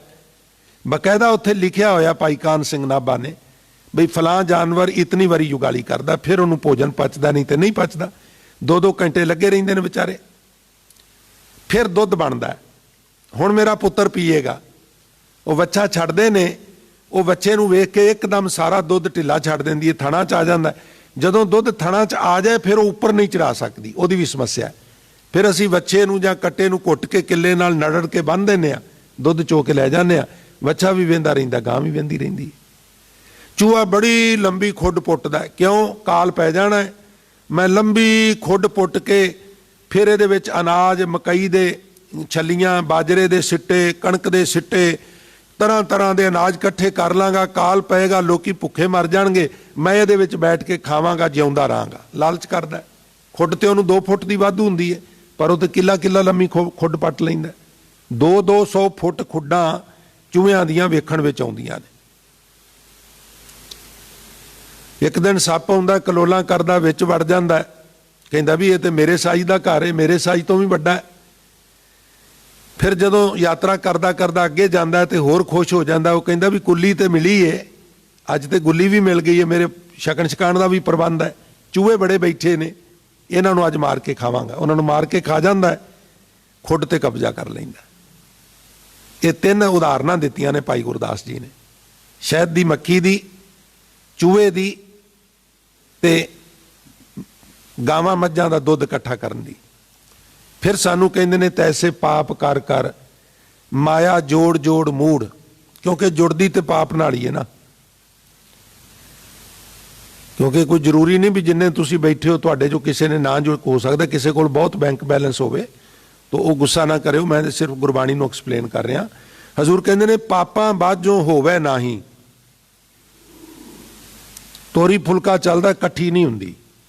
ਜਿੱਥੇ ਇਕੱਠੀ ਹੁੰਦੀ ਹੈ ਉੱਥੇ ਕੋਈ ਗੜਬੜ ਦੀ ਸੰਭਾਵਨਾ ਹੋ ਸਕਦੀ ਹੈ। ਮੋਇਆ ਸਾਥ ਨਾ ਜਾਈ, ਮਰਨੋਂ ਉਪਰੰਤ ਨਾਲ ਵੀ ਨਹੀਂ ਜਾਂਦੀ। ਲਿਓ ਲਿਓ ਕਰਤ ਫਿਰੇ ਸਭ ਲੋਕ, ਮੈਂ ਲੈ ਲਵਾਂ, ਮੈਂ ਪ੍ਰਾਪਤ ਕਰ ਲਵਾਂ। ਕਬੀਰ ਸਾਹਿਬ ਕਹਿੰਦੇ ਨੇ ਸਾਰੀ ਦੁਨੀਆ ਇਸੇ ਚੱਕਰ 'ਚ ਹੀ ਪਈ ਹੋਈ ਹੈ। ਤਾਂ ਕਾਰਨ ਵਿਆਪੈ ਬਹੁ ਸ਼ੋਕ, ਜੇ ਤੇ ਪ੍ਰਾਪਤ ਹੋ ਜਾਏ ਤੇ ਸਾਨੂੰ ਬਹੁਤ ਜ਼ਿਆਦਾ ਖੁਸ਼ੀ ਨਹੀਂ ਮਿਲਦੀ, ਕਿਉਂਕਿ ਉਹ ਪ੍ਰਾਪਤ ਹੋ ਜਾਂਦੀ ਹੈ, ਤ੍ਰਿਸ਼ਨਾ ਹੋਰ ਛੜੱਪਾ ਮਾਰ ਜਾਂਦੀ ਹੈ, ਮਨੁੱਖ ਉਹਨੂੰ ਟਾਰਗੇਟ ਕਰਕੇ ਫੋਕਸ ਕਰ ਲੈਂਦਾ, ਫਿਰ ਉਧਰ ਲੱਗ ਪੈਂਦਾ। ਕਿਉਂਕਿ ਤੁਸੀਂ ਕਦੀ ਆਤਮ ਮੰਥਨ ਕਰਿਆ ਜੇ, ਜਿਹੜੀ ਚੀਜ਼ ਨੂੰ ਅਸੀਂ ਪ੍ਰਾਪਤ ਕਰਨਾ ਚਾਹੁੰਦੇ ਹਾਂ ਉਹਦੇ ਵੱਲ ਸਾਡੀ ਜਿਹੜੀ ਖਿੱਚ ਹੈ ਉਦੋਂ ਤੱਕ ਹੈ ਜਦੋਂ ਤੱਕ ਉਹ ਪ੍ਰਾਪਤ ਨਹੀਂ ਹੋਈ। ਜਦੋਂ ਪ੍ਰਾਪਤ ਹੋ ਜਾਏ ਉਹਦੀ ਖਿੱਚ ਖਤਮ ਹੋ ਜਾਂਦੀ ਹੈ ਔਰ ਤ੍ਰਿਸ਼ਨਾ ਕਿਸੇ ਹੋਰ ਚੀਜ਼ ਨੂੰ ਟਾਰਗੇਟ ਕਰ ਲੈਂਦੀ ਹੈ। ਇਸੇ ਤਰ੍ਹਾਂ ਛੜੱਪੇ ਮਾਰਦੀ ਰਹਿੰਦੀ ਹੈ ਔਰ ਸਾਡੇ ਤੋਂ ਛੜੱਪੇ ਮਰਵਾਉਂਦੀ ਰਹਿੰਦੀ ਹੈ। ਜਦੋਂ ਕੁਝ ਪ੍ਰਾਪਤ ਹੁੰਦਾ ਹੈ ਪ੍ਰਸੰਨਤਾ ਨਹੀਂ ਮਿਲਦੀ, ਜਦੋਂ ਪ੍ਰਾਪਤ ਨਹੀਂ ਹੁੰਦਾ ਉਦੋਂ ਅਸੀਂ ਸ਼ੋਗੀ ਹੋ ਜਾਂਦੇ ਹਾਂ, ਮਾਨਸਿਕ ਤੌਰ ਤੇ ਉਦਾਸ ਹੋ ਜਾਂਦੇ ਹਾਂ ਨਾ। 2 ਤਰ੍ਹਾਂ ਦੇ ਸਾਨੂੰ ਪ੍ਰੋਬਲਮ ਆਉਂਦੀ ਹੈ ਨਾ, ਇੱਕ ਰੋਗ ਤੇ ਇੱਕ ਸ਼ੋਗ। ਹਜ਼ੂਰ ਕਹਿੰਦੇ ਰੋਗੀ ਕਾ ਪ੍ਰਭ ਖੰਡੋ ਰੋਗ ਔਰ ਦੁਖੀਏ ਕਾ ਮਿਟਾਵੋ ਪ੍ਰਭ ਸ਼ੋਗ। ਸ਼ੋਗ ਮਨ ਨਾਲ ਸੰਬੰਧਿਤ ਹੈ, ਰੋਗ ਤਨ ਨਾਲ ਸੰਬੰਧ। ਕਈ ਵਾਰ ਰੋਗ ਨਹੀਂ ਹੁੰਦਾ, ਸ਼ੋਗ ਹੁੰਦਾ, ਔਰ ਕਈ ਵਾਰ ਸ਼ੋਗ ਨਹੀਂ ਹੁੰਦਾ, ਰੋਗ ਹੁੰਦਾ। ਦੋਵੇਂ ਸਾਨੂੰ ਤਕਲੀਫ ਦਿੰਦੇ ਨੇ। ਖੈਰ, ਲਿਓ ਲਿਓ ਕਰਤ ਫਿਰੈ ਸਭ ਲੋਗ, ਤਾਂ ਕਾਰਨ ਵਿਆਪੈ ਬਹੁ ਸ਼ੋਗ। ਜਦੋਂ ਨਹੀਂ ਪ੍ਰਾਪਤ ਹੁੰਦੀ ਅਸੀਂ ਸ਼ੋਗੀ ਹੋ ਜਾਂਦੇ ਹਾਂ। ਔਰ ਫਿਰ ਸਾਨੂੰ ਜੁਗਤ ਦੱਸਦੇ ਨੇ ਵੀ ਚਲੋ ਮਾਇਆ ਹੀ ਤੂੰ ਪ੍ਰਾਪਤ ਕਰਨੀ ਹੈ ਤੇ ਉਹੀ ਕਰ ਲੈ, ਮੈਂ ਤੈਨੂੰ ਉਹਦੀ ਜੁਗਤ ਦੱਸਣਾ ਵਾ। ਮਹਾਰਾਜ ਦੱਸੋ। ਹਜ਼ੂਰ ਕਹਿਣ ਲੱਗੇ ਉਹਦੀ ਜੁਗਤ ਹੈ ਵੀ ਲక్ష్ਮੀ ਬਰਸੋਂ ਜੋ ਲਿਓ ਲਾਵੇ, ਤੇਰੀ ਲਿਵ ਮਾਇਆ ਵਿੱਚ। ਤੂੰ ਕੀ ਕਰ, ਜਿਹੜਾ ਮਾਇਆ ਦਾ ਪਤੀ ਪਰਮਾਤਮਾ ਹੈ ਉਹਦੇ ਵਿੱਚ ਲਿਵ ਜੋੜ, ਮਾਇਆ ਆ ਜਾਏਗੀ। ਸੂਰਜ ਵੱਲ ਮੂੰਹ ਕਰਕੇ ਤੁਰੀਏ ਤੇ ਪਰਛਾਵਾਂ ਸਾਡੇ ਪਿੱਛੇ ਪਿੱਛੇ ਤੁਰਿਆ ਜਾਂਦਾ ਹੈ। ਅਸੀਂ ਕਾਲੇ ਹੋ ਜਾਈਏ ਪਰਛਾਵਾਂ ਵੀ ਕਾਲਾ ਹੋ ਜਾਂਦਾ, ਅਸੀਂ ਖੜ ਜਾਈਏ ਪਰਛਾਵਾਂ ਵੀ ਖੜ ਜਾਂਦਾ, ਅਸੀਂ ਦੌੜ ਪਈਏ ਪਰਛਾਵਾਂ ਵੀ ਦੌੜ ਪੈਂਦਾ। ਪਰ ਜੇ ਪਿਆਰਿਓ ਸੂਰਜ ਵੱਲ ਪਿੱਠ ਕਰਕੇ ਤੁਰੀਏ ਪਰਛਾਵਾਂ ਅਗਲੇ ਪਾਸੇ ਆ ਜਾਂਦਾ, ਫਿਰ ਉਹਨੂੰ ਪਕੜਨਾ ਚਾਹੀਏ, ਨਹੀਂ ਪਕੜ ਸਕਦੇ। ਜਿੰਨਾ ਅਸੀਂ ਤੇਜ਼ ਦੌੜਨੇ ਆ ਓਨਾ ਹੀ ਸਾਡਾ ਪਰਛਾਵਾਂ ਵੀ ਦੌੜਦਾ। ਮਾਇਆ ਤੇ ਪ੍ਰਮਾਤਮਾ ਦਾ ਪਰਛਾਵਾਂ ਹੈ ਨਾ, ਤਾਂ ਉਹਦੀ ਜੁਗਤ ਹੈ ਅਸੀਂ ਰੱਬ ਵੱਲ ਮੂੰਹ ਕਰ ਲਈਏ, ਰੱਬ ਦਾ ਪਰਛਾਵਾਂ ਰੂਪ ਮਾਇਆ ਆਪਣੇ ਆਪ ਹੀ ਪਿੱਛੇ ਤੁਰੀ ਆਵੇਗੀ। ਤੇ ਜੇ ਉਧਰ ਰੱਬ ਵੱਲ ਪਿੱਠ ਹੋ ਗਈ ਫਿਰ ਬੜਾ ਗੌ ਕਰਕੇ ਵੀ ਮਾਇਆ ਪਕੜਨੀ ਚਾਹੀਏ, ਪਕੜੀ ਨਹੀਂ ਜਾਂਦੀ। ਹਜ਼ੂਰ ਫਰਮਾਨ ਕਰਦੇ ਨੇ, ਗੌ ਕਰ ਪਕੜੀ ਨਾ ਆਈ ਹਾਥ, ਪ੍ਰੀਤ ਕਰੀ ਚਾਲੀ ਨਹੀਂ ਸਾਥ, ਕਹੋ ਨਾਨਕ ਜਬ ਤਿਆਗ ਦਈ ਤਬ ਇਹ ਸ਼ਰਨੀ ਆਏ ਪਈ। ਲਿਓ ਲਿਓ ਕਰਤ ਫਿਰੈ ਸਭ ਲੋਗ, ਤਾਂ ਕਾਰਨ ਵਿਆਪੈ ਬਹੁ ਸ਼ੋਗ, ਲਖਮੀ ਬਰਸੋਂ ਜੋ ਲਿਓ ਲਾਵੇ, ਸ਼ੋਗ ਮਿਟੈ ਸਭ ਹੀ ਸੁਖ ਪਾਵੇ। ਰੱਬ ਨਾਲ ਸੁਰਤ ਜੋੜਿਆ ਸ਼ੋਗ ਮਿਟ ਜਾਂਦੇ ਨੇ। ਉਹਦੀ ਵਜ੍ਹਾ ਕੀ ਹੈ ਸਾਧ ਸੰਗਤ ਜੀ? ਸੰਤੋਖ ਆ ਜਾਂਦਾ ਹੈ। ਸੰਤੋਖ ਵਿੱਚ ਆਨੰਦ ਬੜਾ ਹੈ। ਤੁਸੀਂ ਉਹ ਕਥਾ ਸੁਣੀ ਹੈ ਨਾ, ਵੀ ਸਿਕੰਦਰ ਜਾ ਰਿਹਾ ਸੀ, ਲੋਕ ਅਗਲਵਾਂਡੀ ਮਿਲਦੇ ਸਨ ਡਰਦੇ ਮਾਰੇ ਵੀ ਸਾਡਾ ਨਗਰ ਨਾ ਉਜਾੜ ਜਾਏ। ਨਜ਼ਰਾਨਾ ਕਹਿੰਦੇ ਉਹਨੂੰ ਆਪਣੀ ਬੋਲੀ 'ਚ, ਕੁਝ ਲਿਆ ਕੇ ਨਜ਼ਰ ਕਰਨਾ, ਫੁੱਲਾਂ ਦਾ ਗੁਲਦਸਤਾ, ਦਸ਼ਾਲਾ, ਮਾਇਆ, ਸੋਨਾ, ਚਾਂਦੀ ਵਗੈਰਾ, ਸਾਡਾ ਨਗਰ ਨਾ ਉਜਾੜ ਜਾਏ। ਹੁਣ ਇਸ ਤਰ੍ਹਾਂ ਦੇ ਲੋਕ ਤੁਸੀਂ ਵੇਖਿਆ ਨਾ, ਇਲੈਕਸ਼ਨ ਆ ਰਹੇ ਨੇ ਹੁਣ, ਅੱਗੋਂ ਪਿੱਛੋਂ ਤੇ ਨਹੀਂ ਹੈ ਲੱਭਦੇ ਲੀਡਰ, ਹੁਣ ਇਹਨਾਂ ਨੇ ਤੁਹਾਨੂੰ ਲੱਭਣਾ ਹੈ ਤੇ ਐਦਾਂ ਲੱਭਣਾ ਹੈ। ਔਰ ਮੈਂ ਕਈ ਵਾਰਾਂ ਬੜੇ ਗੌਰ ਨਾਲ ਵੇਖਿਆ ਵੀ ਪਤਾ ਨਹੀਂ ਫੈਵੀਕੋਲ ਹੱਥਾਂ ਨੂੰ ਲਾ ਕੇ ਆਉਂਦੇ ਨੇ ਜਾਂ ਰਬੜ ਚਾੜੀ ਹੁੰਦੀ ਏ, ਸਾਰਾ ਦਿਨ ਹੀ ਇਸ ਤਰ੍ਹਾਂ ਜੋੜੀ ਰੱਖਦੇ ਨੇ। ਬਾਕੀ 4 ਸਾਲ ਤੇ 10 ਮਹੀਨੇ ਫਿਰ ਇਹਨਾਂ ਨੇ ਕੋਨੇ ਤੁਹਾਨੂੰ ਲੱਭਣਾ, ਇਹ ਅੱਗੇ ਅੱਗੇ ਤੇ ਤੁਸੀਂ ਪਿੱਛੇ ਪਿੱਛੇ। ਇਹ ਵੀ ਮੈਂ ਤੁਹਾਨੂੰ ਦੱਸ ਦਿਆਂ, ਹਰ ਵਾਰੀ ਇੰਨਾ ਜ਼ਬਰਦਸਤ ਆਪਣਾ ਲੈਕਚਰ ਤਿਆਰ ਕਰਕੇ ਆਉਂਦੇ ਨੇ, ਅਸੀਂ ਹਰ ਵਾਰੀ ਫਿਰ ਭੁਲੇਖੇ ਦੇ ਸ਼ਿਕਾਰ ਹੋ ਜਾਂਦੇ ਹਾਂ। ਐਤਕੀ ਵੀ ਕਹਿਣਗੇ ਇਦਾਂ ਕਰ ਦਿਆਂਗੇ, ਉਦਾਂ ਕਰ ਦਿਆਂਗੇ, ਪਹਿਲਾਂ ਵੀ ਕਿਹਾ ਸੀ, ਪਰ ਤੁਹਾਨੂੰ ਪਤਾ ਹੀ ਹੈ ਵੀ ਕੀ ਕੁਛ ਹੁੰਦਾ। ਖੈਰ ਉਹ ਵੱਖਰਾ ਵਿਸ਼ਾ ਹੈ। ਸਾਨੂੰ ਆਪਣਾ ਮਤਦਾਨ, ਮਤ ਵੋਟ, ਮਤਦਾਨ, ਮੇਰਾ ਮਤ ਇਹ ਹੈ ਫਲਾਣਾ ਬੰਦਾ ਜਾਣਾ ਚਾਹੀਦਾ ਚੁਣ ਕੇ। ਸਾਨੂੰ ਆਪਣਾ ਮਤਦਾਨ ਥੋੜੀ ਜੀ ਗੱਲ ਤੇ ਨਹੀਂ ਹਾਰ ਜਾਣਾ ਚਾਹੀਦਾ। ਮਹਿਜ ਸ਼ਰਾਬ ਦੀ ਬੋਤਲ, ਥੋੜੀ ਜੀ ਭੁੱਕੀ, ਥੋੜੇ ਜਿਹੇ ਰੁਪਈਏ, ਕਿਤਨੇ ਸਸਤੇ ਲੋਕ ਆ ਅਸੀਂ। ਸਾਡਾ ਮਤਦਾਨ ਜਾਣਾ ਚਾਹੀਦਾ ਹੈ ਤੇ ਸਾਨੂੰ ਕਮਿਟਮੈਂਟ ਲੈਣੀ ਚਾਹੀਦੀ ਹੈ, ਸਾਨੂੰ ਵੀਡੀਓ ਬਣਾ ਲੈਣੀ ਚਾਹੀਦੀ ਹੈ। ਇੱਧਰ ਉੱਧਰ ਦੀਆਂ ਜੋ ਬਣਾਉਂਦੇ ਹੋ ਇਹਨਾਂ ਦੀਆਂ ਵੀ ਬਣਾਓ, ਵੀਡੀਓ ਬਣਾਓ। ਕੀ ਕਰੋਗੇ ਬੋਲੋ, ਮੈਂ ਤੁਹਾਡੀ ਵੀਡੀਓ ਬਣਾਉਣਾ ਵਾ, ਮੈਂ ਬਣਾਉਣੀ ਹੈ, ਤੁਹਾਨੂੰ ਵੋਟ ਕਰਾਂਗੇ, ਪਰ ਬਹੁਤ ਧੋਖਾ ਖਾਦਾ, ਐਤਕੀ ਨਹੀਂ ਖਾਣਾ, ਦੱਸੋ ਕੀ ਕਰੋਗੇ? ਹਲਫੀਆ ਬਿਆਨ ਦਿਓ, ਐਫੀਡੇਵਿਟ ਲਿਖ ਕੇ ਦਿਓ, ਕੀ ਕਰੋਗੇ ਤੁਸੀਂ? ਹਰ ਵਾਰੀ ਉਹ ਕੁਛ ਹੀ ਹੈ, ਤੁਹਾਨੂੰ ਪਤਾ ਹੀ ਹੈ। ਖੈਰ, ਸ਼ੋਗ ਮਿਟੈ ਸਭ ਹੀ ਸੁਖ ਪਾਵੇ, ਸਾਰੇ ਸ਼ੋਗ ਮਿਟ ਜਾਣਗੇ ਔਰ ਸਾਰੇ ਸੁੱਖਾਂ ਦੀ ਜਿਹੜੀ ਹੈ ਉਹ ਪ੍ਰਾਪਤੀ ਹੋ ਜਾਏਗੀ। ਕਦੋਂ? ਜਦੋਂ ਸੰਤੋਖ ਆ ਜਾਏਗਾ। ਸੰਤੋਖ ਵਿੱਚ ਸਾਧ ਸੰਗਤ ਆਨੰਦ ਬੜਾ ਹੈ। ਲੋਕੀ ਅਗਲਵਾਂਡੀ ਮਿਲਦੇ ਨੇ, ਨਜ਼ਰਾਨੇ ਦਿੰਦੇ ਨੇ, ਤੇ ਜੰਗਲ ਚੋਂ ਲੰਘਿਆ ਚਪਟੇ ਪੱਥਰ ਦੇ ਉੱਤੇ ਉਹ ਬੈਠਾ ਹੋਇਆ, ਤੇ ਇਹਨੇ ਸੋਚਿਆ ਭੱਜ ਕੇ ਉੱਠ ਕੇ ਆਵੇਗਾ। ਲੰਬੀ ਕਥਾ ਹੈ, ਮੈਂ ਮੁਕਤਸਰ ਅਰਜ਼ ਕਰਾਂ, ਨਹੀਂ ਆਇਆ। ਇਹ ਘੋੜਾ ਛੇੜ ਕੇ ਕੋਲ ਚਲਾ ਗਿਆ, ਉਹ ਫਿਰ ਵੀ ਬੈਠਾ ਰਿਹਾ ਮਸਤੀ ਵਿੱਚ, ਤੇ ਕਹਿਣ ਲੱਗਾ ਵੀ ਤੈਨੂੰ ਪਤਾ ਮੈਂ ਕੌਣ ਆ? ਉਹ ਕਹਿਣ ਲੱਗਾ ਜੀ ਮੈਨੂੰ ਬਿਲਕੁਲ ਪਤਾ ਹੈ, ਤੁਸੀਂ ਇਨਸਾਨ? ਉਹ ਨਹੀਂ ਚੱਲਿਆ, ਮੈਂ ਇਨਸਾਨ ਤੇ ਹਾਂ। ਉਹ ਕਹਿੰਦਾ ਜੀ ਮੈਨੂੰ ਤੇ ਇੰਨਾ ਕੁ ਫਰਕ ਲੱਗਦਾ ਵੀ ਮੈਂ ਜ਼ਮੀਨ ਤੇ ਬੈਠਾ ਵਾਂ, ਤੁਸੀਂ ਘੋੜੇ ਤੇ ਬੈਠੇ ਹੋ। ਜਿਹੜਾ ਨਾਲ ਅੰਗ ਰਕਸ਼ਕ ਸੀ ਉਹ ਕਹਿਣ ਲੱਗਾ ਸਿਕੰਦਰ ਮਹਾਨ ਹੈ। ਕਹਿਣ ਲੱਗਾ ਹੋਵੇਗਾ। ਆਖਣ ਲੱਗਾ ਹੱਦ ਹੋ ਗਈ ਹੈ, ਐਡਾ ਨਿਰਭੀਕ ਬੰਦਾ, ਐਡਾ ਨਿਡਰ ਬੰਦਾ, ਪਤਾ ਲੱਗ ਗਿਆ ਵੀ ਸਿਕੰਦਰ ਮਹਾਨ ਹੈ, ਮੈਂ ਤੇ ਜਿਉਂਦਿਆਂ ਦੀਆਂ ਖੱਲਾਂ ਲਵਾ ਦੇਣਾ। ਇਹ ਡਰਿਆ ਹੀ ਨਹੀਂ। ਨਿਰਭਉ ਜਪੈ ਸਗਲ ਭਉ ਮਿਟੈ। ਤੇ ਪਿਆਰਿਓ, ਰਾਜਨੀਤਿਕ ਬੰਦੇ ਨਾ ਗਿਰਗਟ ਵਾਂਗੂ ਰੰਗ ਬਦਲਦੇ ਨੇ। ਕਈ ਵਾਰ ਉਹ ਤੁਹਾਡੇ ਮਿੱਤਰ ਨਹੀਂ ਹੁੰਦੇ, ਮਿੱਤਰਤਾ ਦਾ ਡਰਾਮਾ ਕਰਦੇ ਨੇ। ਕੀ ਫਰਕ ਹੈ ਤੁਹਾਡੇ ਵਿੱਚ ਤੇ ਉਹਨਾਂ 'ਚ? ਮਾਈਂਡ ਦਾ ਹੀ ਫਰਕ ਹੈ ਨਾ, ਬਾਕੀ ਸਰੀਰ ਤੇ ਉਸੇ ਤਰ੍ਹਾਂ ਦਾ ਹੀ ਹੈ ਨਾ। ਤੋ ਇਹਨੇ ਸੋਚਿਆ ਵੀ ਸੱਚੀ ਮੁੱਚੀ ਦਾ ਫਕੀਰ ਹੈ, ਲਾਹਾ ਲੈ ਲਈਏ। ਕਹਿਣ ਲੱਗੇ ਫਕੀਰ ਸਾਈਂ ਮੇਰੇ ਲਈ ਦੁਆ ਕਰ, ਕੀ ਮੈਂ ਜਿੱਧਰ ਜਾ ਰਿਹਾ ਜਿੱਤ ਜਾ। ਉਹ ਕਹਿਣ ਲੱਗੇ ਮੈਂ ਕਰ ਦਿਆਂਗਾ, ਤੂੰ ਜਿੱਤ ਜਾਏਗਾ। ਫਿਰ ਕੀ ਕਰੇਗਾ? ਉਹ ਕਹਿਣ ਲੱਗਾ ਫਿਰ ਉਦੋਂ ਅਗਲਾ ਦੇਸ਼ ਜਿੱਤਾਂਗਾ। ਕਹਿਣ ਲੱਗਾ ਚਲੋ ਉਹ ਵੀ ਜਿੱਤ ਲਿਆ। ਫਿਰ ਕਹਿਣ ਲੱਗਾ ਫਿਰ ਉਦੋਂ ਅਗਲਾ। ਉਹਨੇ ਆ ਫੇਰ ਕਹਿਣ ਲੱਗਾ ਫਿਰ ਉਦੋਂ ਅਗਲਾ, ਫਿਰ ਉਦੋਂ ਅਗਲਾ। ਉਹ ਕਹਿਣ ਲੱਗਾ ਫਿਰ ਉਹ ਕਹਿਣ ਲੱਗਾ ਤੂੰ ਗੱਲ ਛੱਡ ਵੀ ਸਾਰੀ ਪ੍ਰਿਥਵੀ ਜਿੱਤਣੀ ਹੈ। ਉਹ ਕਹਿਣ ਲੱਗਾ ਚਲੋ ਸਾਰੀ ਪ੍ਰਿਥਵੀ ਤੂੰ ਜਿੱਤ ਲੇਗਾ, ਫਿਰ ਕੀ ਕਰੇਗਾ? ਕਹਿਣ ਲੱਗਾ ਫਿਰ ਮੈਂ ਆਰਾਮ ਨਾਲ ਬੈਠ ਜਾਵਾਂਗਾ। ਤੇ ਉਹ ਕਹਿਣ ਲੱਗਾ ਤੂੰ ਸਾਰੀ ਪ੍ਰਿਥਵੀ ਖੂਨ ਨਾਲ ਰੰਗ ਕੇ ਆਰਾਮ ਨਾਲ ਬੈਠੇਗਾ, ਮੈਂ ਹੁਣ ਆਰਾਮ ਨਾਲ ਬੈਠਾ ਵਾਂ। ਔਰ ਤੂੰ ਉੱਤਰ ਘੋੜੇ ਤੋਂ, ਤੇਰੇ ਵਾਸਤੇ ਵੀ ਜਗ੍ਹਾ ਇਸ ਪੱਥਰ ਤੇ, ਤੂੰ ਹੁਣ ਆਰਾਮ ਨਾਲ ਕਿਉਂ ਨਹੀਂ ਬੈਠਦਾ? ਪਰ ਆਰਾਮ ਨਾਲ ਸੰਤੋਖੀ ਬੈਠ ਸਕਦਾ ਹੈ, ਤ੍ਰਿਸ਼ਨਾਲੂ ਨਹੀਂ ਬੈਠ ਸਕਦਾ। ਤੋ ਅੰਤ ਵਿੱਚ ਹਜ਼ੂਰ ਬਖਸ਼ਿਸ਼ ਕਰ ਰਹੇ ਨੇ, ਸ਼ੋਕ ਮਿਟੈ ਸਭ ਹੀ ਸੁਖ ਪਾਵੇ। ਦੋ ਪਦੇ ਖੱਖਾ ਖਿਰਤ ਖਪਤ ਗਏ ਕੇਤੇ ਤੇ 52 ਅੱਖਰ ਜੋਰੇ ਆਨ। ਇਹ 52 ਅੱਖਰੀ ਦੇ ਰਹਿ ਗਏ ਨੇ, ਇਹਨਾਂ ਦੀ ਵਿਚਾਰ ਕੱਲ ਕਰਾਂਗੇ ਕਿਉਂਕਿ ਸਮਾਂ ਸਮਾਪਤ ਹੋ ਗਿਆ। ਸੋ ਮੈਂ ਵਿਚਾਰਾਂ ਨੂੰ ਇੱਥੇ ਸੰਕੋਚਨ ਦੀ ਆਪ ਜੀ ਤੋਂ ਆਗਿਆ ਚਾਹਾਂਗਾ। ਬੇਅੰਤ ਭੁੱਲਾਂ ਗਲਤੀਆਂ ਜੋ ਸਾਧ ਸੰਗਤ ਹੋ ਜਾਂਦੀਆਂ ਨੇ ਬੋਲਣ ਵਿੱਚ, ਉਹਨਾਂ ਵਾਸਤੇ ਮੈਂ ਹਾਰਦਿਕ ਤੌਰ ਤੇ ਆਪ ਸਾਰਿਆਂ ਤੋਂ ਖਿਮਾ ਦਾ ਜਾਚਕ ਹਾਂ ਜੀ।